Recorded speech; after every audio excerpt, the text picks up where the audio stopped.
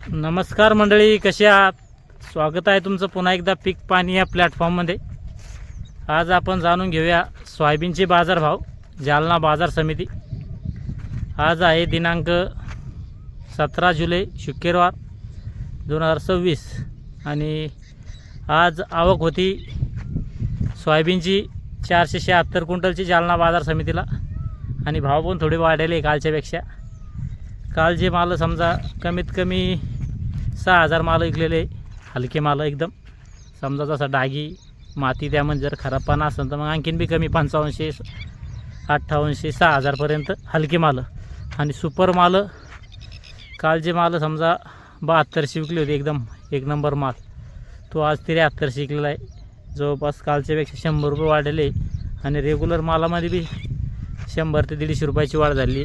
जे माल काल समजा 7000 विकले होते तर आज तेच माल 7100 7200पर्यंत विकले. म्हणजे 71.5 72 जवळपास 150 ते 200 रुपयाची वाढ सोयाबीनमध्ये झाली आहे कालच्यापेक्षा. आज पुन्हा 2-4 दिवसापासून जवळपास सोयाबीनमध्ये दररोज 50 कधी 100 कधी 150 रुपये वाढ राहिले. पाऊस लांबण्याचा परिणाम आहे. पाऊस पण लांबला आणि सीझन पण लांबला. जवळपास पावसानं बी तडी दिली आहे आणि सोयाबीनचं सीझन बी जवळपास 1 ते 1.5 महिना लेट होणार आहे. त्यामुळे बी थोडे बाजारभाव वाढ राहिले आणि दररोज 50-100 50-100 बाजारभाव वाढ राहिले. चालतं. थोडक्यात आज आपण जाणून घेतला माहितीच्या आधारे जालना बाजार समितीचा बाजारभाव. या व्हिडिओमध्ये थांबूया. आपण पुन्हा भेटूया नवीन व्हिडिओमध्ये. जय जवान जय किसान.